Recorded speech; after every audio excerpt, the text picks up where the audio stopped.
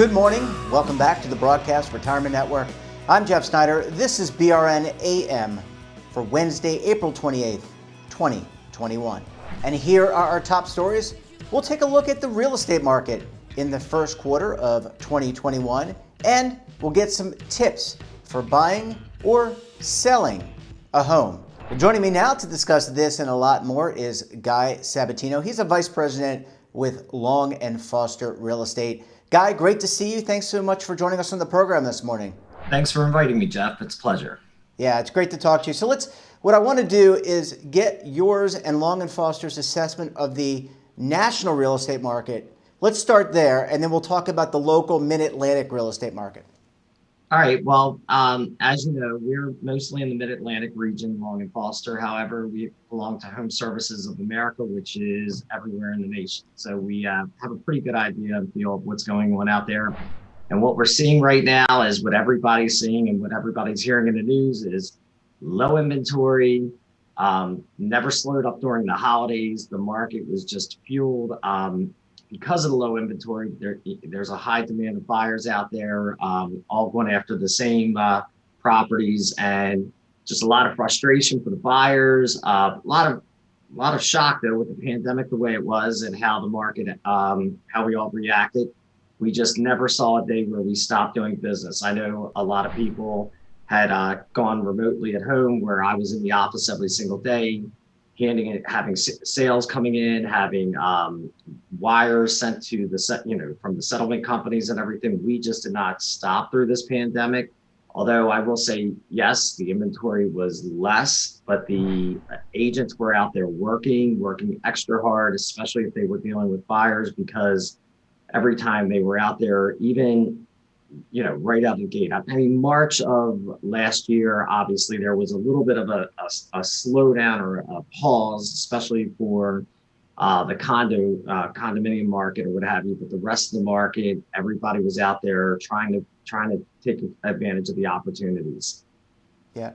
Guy, when you look at, so I want to tackle the inventory in a second. Let's talk about some mortgage rates, because mortgage rates for most of 2020, very low. We've seen them, I think, creep up recently, maybe recede back. How has the mortgage rates impacted refinances and home buying?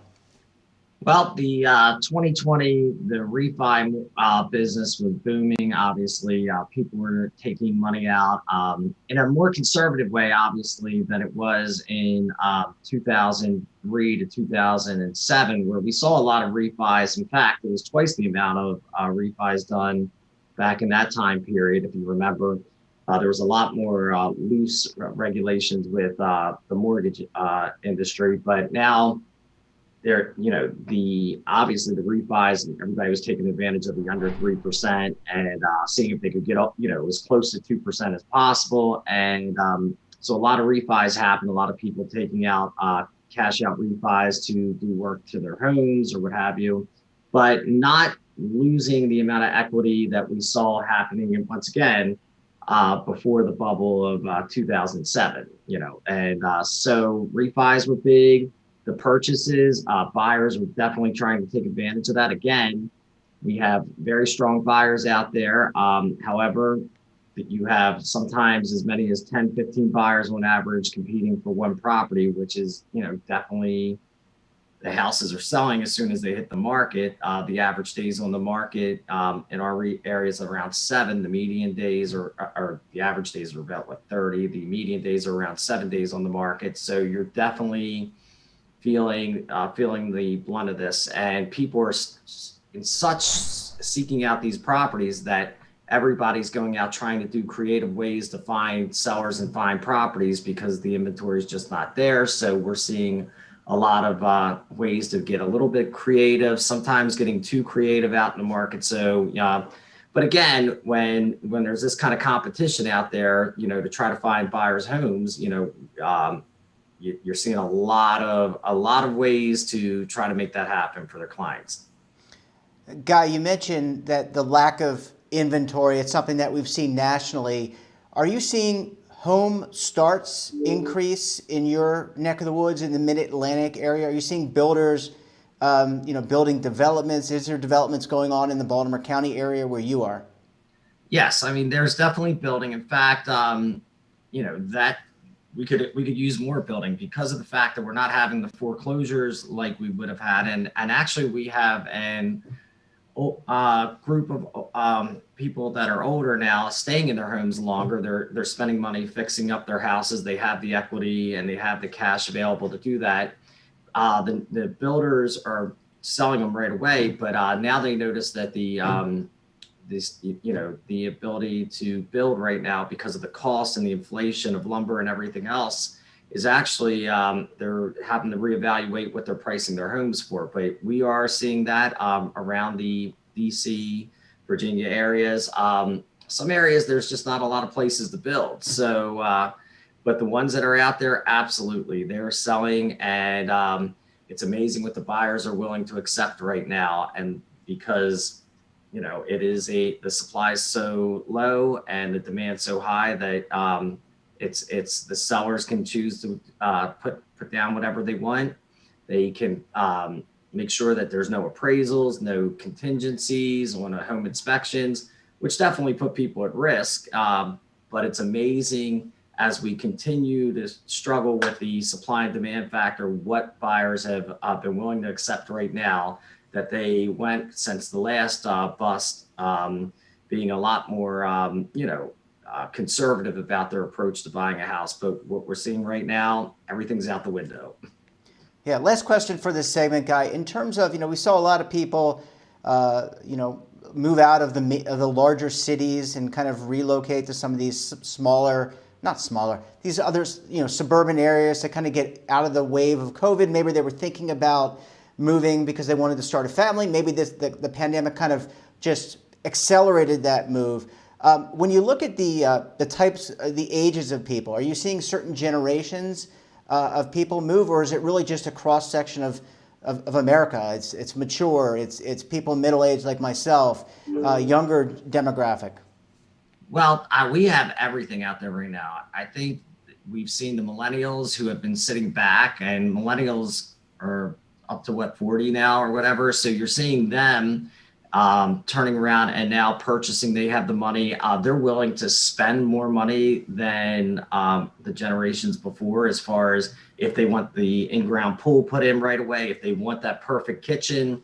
They don't wait to have what they want. So you're seeing that going on. You're also seeing that a lot of the workforce is now remote, or at least 80% remote. And the fact that they're now going out to the suburbs and other areas. Like I just saw in Austin, they were, yes, Austin's crazy, Austin, Texas, which is not my area, but I'm saying they're going further out to buy a home because they don't have to be in the city areas. The same with our areas. We're seeing people going out up to the PA borders or inside of PA or Whitehall or whatever, and they're not as concerned.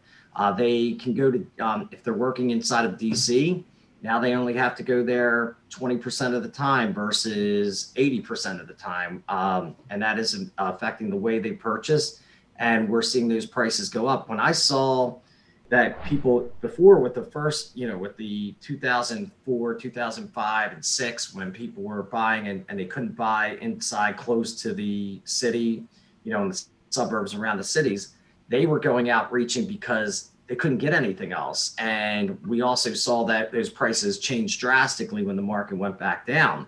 But this time, if the technology is there, if there's a change in mindset as to where you can work, those that are going further out into the rural areas, that might be the new norm. So we may not see that drop in prices dramatically like we saw the last time when they were going out further and further and getting that new home that was isolated or took a long time to get to that next metropolitan area.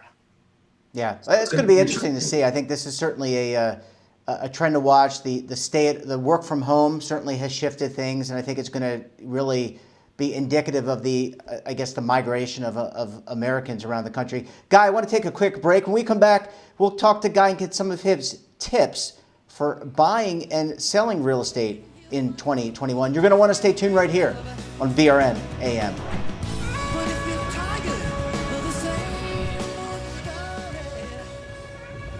Imagine a new television network that will make you richer, healthier, and in control of your financial future.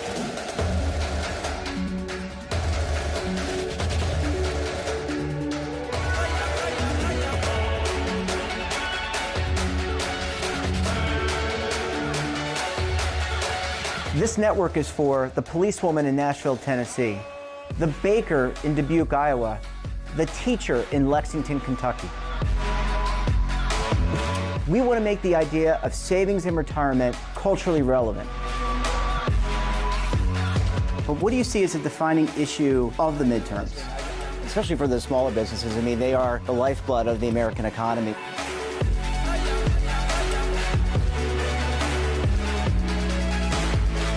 Featuring exclusive interviews, current affairs, and docuseries. 33 years old, you retired early. The philosophy is money only matters if it helps you live a life that you love. But you got to start thinking about retirement as soon as you get in. The Broadcast Retirement Network will drive very high engagement with premium partnerships. So this isn't retirement and savings for your parents or grandparents. This is for all Americans. And we're going to change the way you think about money.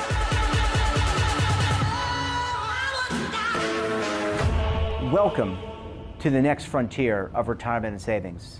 This is BRN, the Broadcast Retirement Network.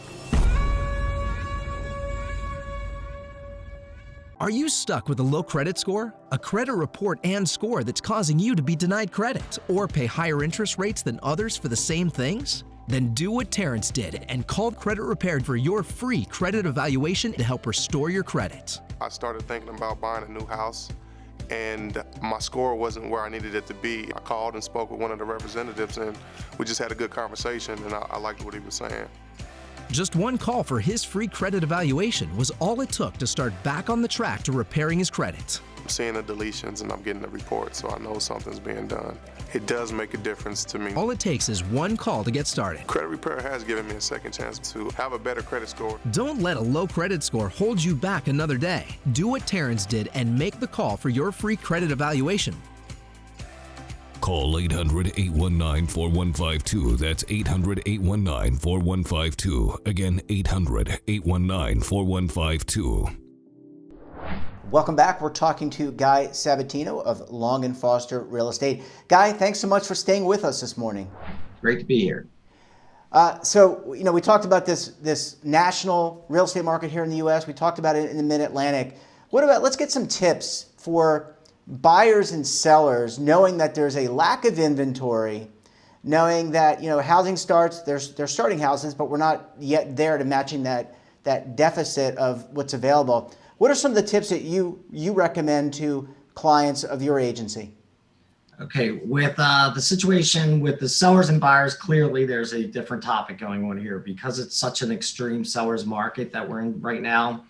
We are prepping our buyers, getting them to figure out what their strengths are before they go out and start the house hunting process. We want to make sure they understand what their total cash outlay is going to be for the house, not just a down payment, what have you. They need to understand that this isn't for the weak at heart with the bot making the purchase. This is going to be a dog-eat-dog situation when you're going out to compete with these properties. So if this is not your climate to buy a house, we warn them of that because they're going to go out there and they're going to do things that we've never seen in order to compete and win, especially in certain markets. I mean, it's a seller's market almost everywhere in our region, but it's definitely certain houses. Like I said, when they hit the market, people are doing sight unseens as soon as they see it coming soon. So it's not active. It's not available to be seen. They get word of the property.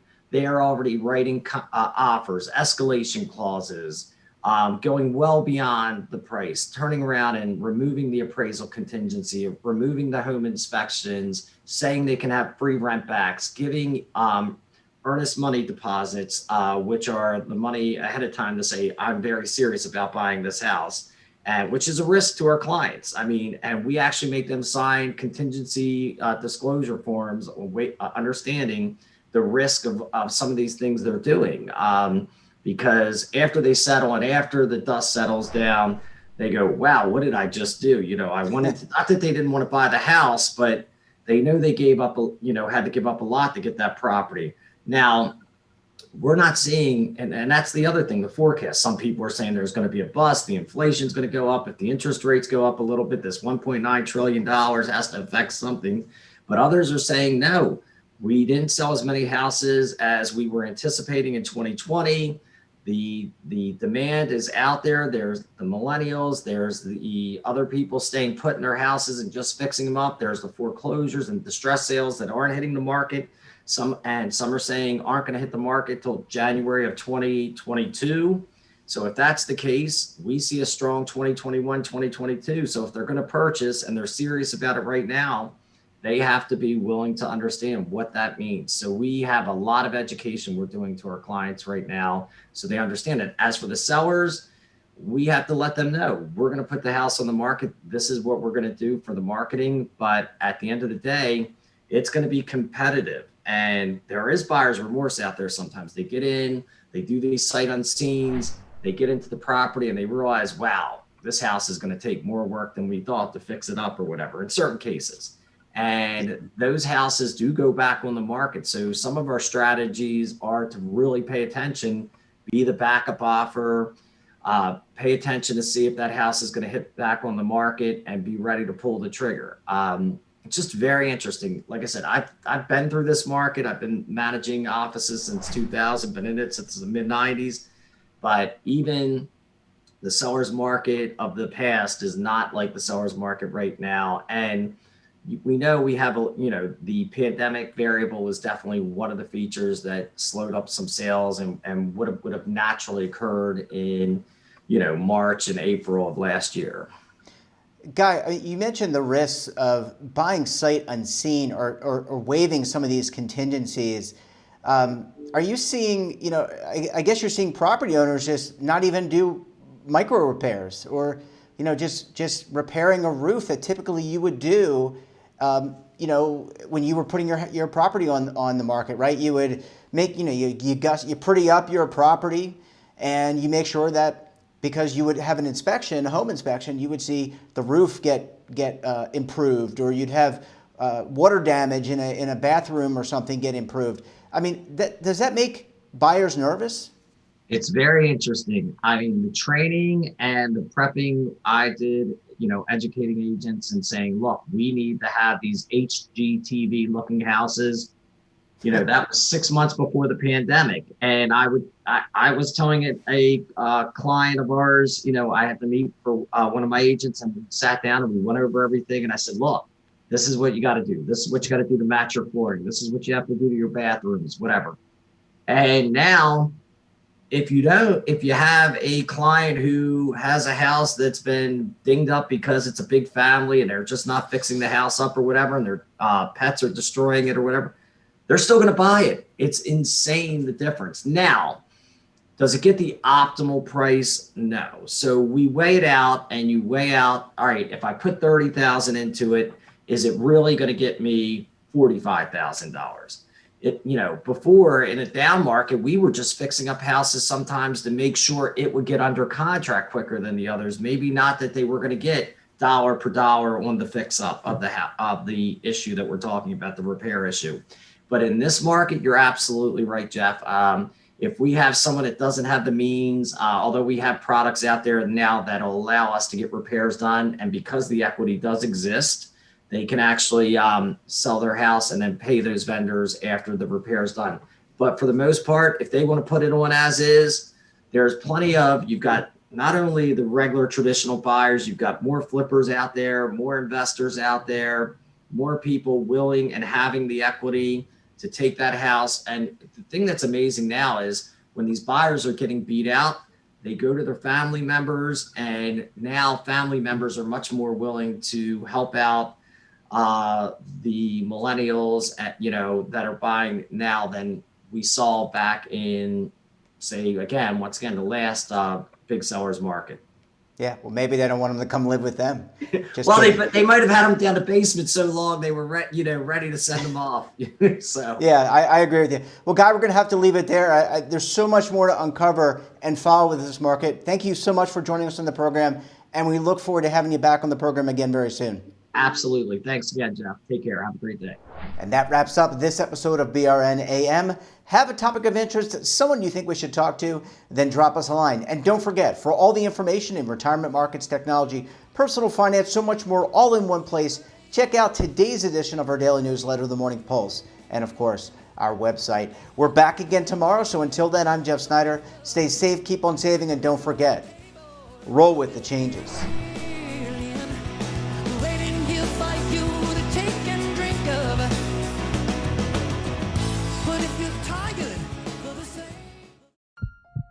Are you being audited and do you owe the IRS $10,000 or more in back taxes? Is the IRS threatening to take more of your money? Don't fight the IRS alone. The Tax Doctor is here to help you negotiate your tax bill and reduce your stress. The IRS can freeze your assets and seize your bank accounts, but you can stop these IRS actions.